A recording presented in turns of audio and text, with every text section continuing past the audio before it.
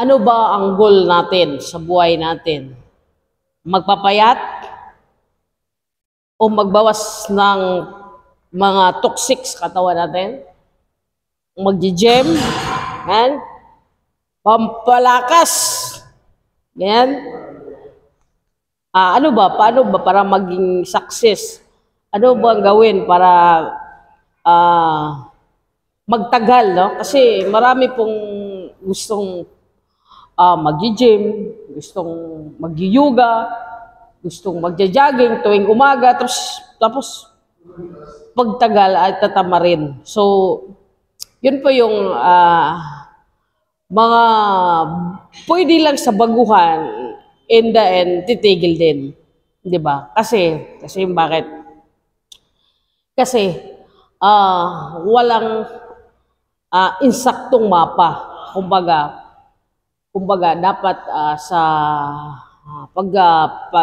ating pagkatao, hindi lang basta-basta na sasama ta, magji-gym ta,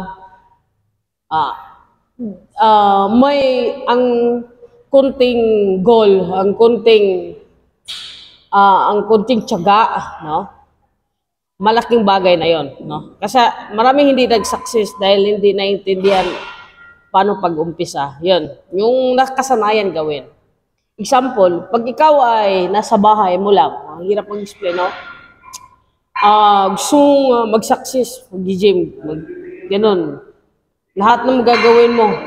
Pero hindi natupad yon dahil sa easy nga gawain, hindi mo nga nagagawa.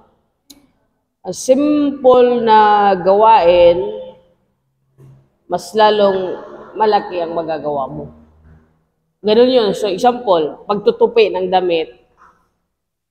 Dati, hindi ka nagtutupi ng damit. So, bago ka pagising mo, dapat magtutupi tayo ng damit. Ano na yun? Yun ang, kumbaga, maliit na bagay, pero nagagawa mo. Diba? So, yung mindset mo, hindi po tayo dumiretso sa gawaing malaki. Tapos, no? Hindi po tayo diretso yan. Simple life lang. Magtutupi, magwalis. So, success ka na yan sa mga ginagawa mo. So, di ba, nasanayan natin, pagising natin, mag-toothbrush, maghilamos. So, yung kwarto natin kalat, no? Hindi na ayos. So, hindi natin gawain yon, di ba? Hindi natin gawain, di ba guys? So, ayusin natin. Inaayos natin. So, yun po yung success ka na sa gawain mo araw-araw. Dahil may plus. Simple lang yun. So, ngayon, natitraining yung mindset mo. Tapos, hindi ka mag-wifi. Mga subscriber na pinapanood nyo, tinanggal mo.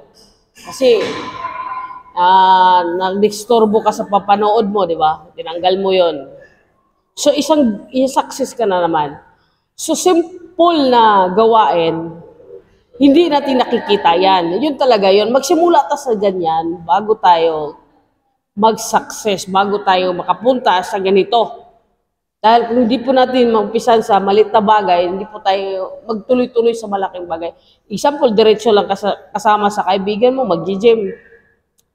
Dahil may tuwing umaga, hindi yan magtatagal, maniwala ka. Dahil yung gusto mo ay iba ang nagde-decide. Yan. Tulad sa akin, nag-start po ako sa maliit na bagay, no? Nagsusulat. So, hindi ko ginagawa. Pero nagsusulat ako. Sa mga gusto ko, sinusulat ko. Yan. So, nagtutupi na po ako ng damit. Hindi ko yung ginagawa. Nagtutupi na po ako. Hindi na po ako naglalaban ng underwear kasi nilalagay ko doon sa lagahan ng madumi. Ako naglalaban na po. Mga simple na bagay na malaking bagay na matutunan natin. So, paano mo maayos yung sarili mo kung hindi mo nga naumpisahan dyan sa maliit na bagay? Bago ka maglabas. Bago ka mag-explore. No? Ayan. So, kung saan ka masaya ginagawa mo, pagbubuhos ng bulaklak, isang bagay na yan na nagpapabago sa iyo. Tuwing umaga, nag-aayos ka ng bulaklak, naglalaro ka ng table tennis, saglit, table tennis.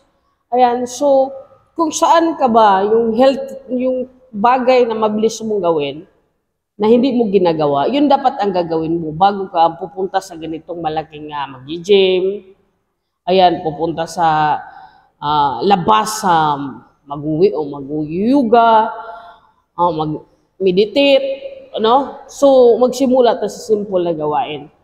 So, susunod na lang yung malaking gawain na yan. So, doon yun, aking pong yung experience. Sinishare ko lang sa inyo.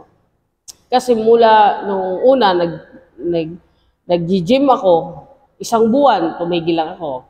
Hindi ako nag-success dahil hindi ko nga nagawa yung malit na bagay. Nag-meditate naman ako, natigil naman ako. Kasi, hindi ko naman na gawa nga sa simpleng bagay. So, ngayon nagagawa ko po ng bagay na malaking bagay kasi nagsimula po ako sa simple. Ganun, so, i-real talk po tayo. So, ganun na mag-negosyo po tayo. Hanapin po natin yung negosyong maliit na kapital pero malaki ang income. Yan. Wala naman po tayong ibang hangad kundi mabago yung sarili natin. Sa atin lang yun. Paano magbabago yun?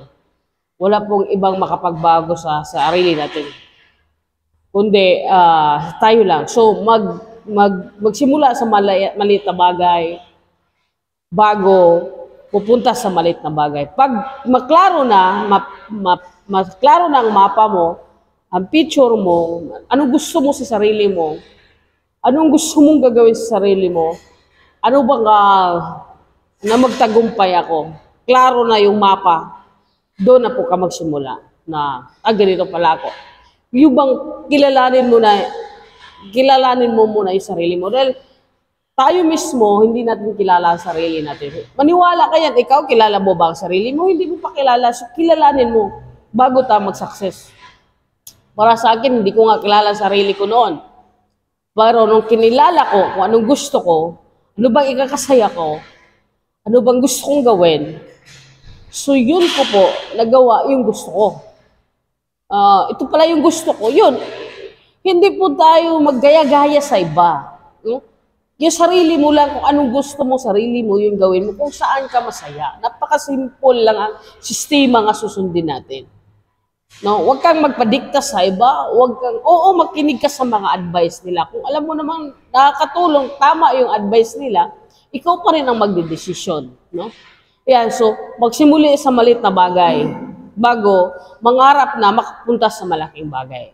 Maraming salamat. So, medyo bulol-bulol po tayo, pero sige lang, galingan ko pa na stretch yung pagtagalog ko kay Bisaya kung ako.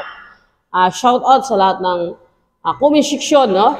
Sa lahat pong patuloy nagsuporta sa aking channel, na nagtiyaga. Please subscribe, pakipindot ang notification bell, yung all, para ma-notify nyo mga bagong upload, no? Yung all, pakipindot. Mahal na mahal ko at salamat sa lahat. Bye-bye!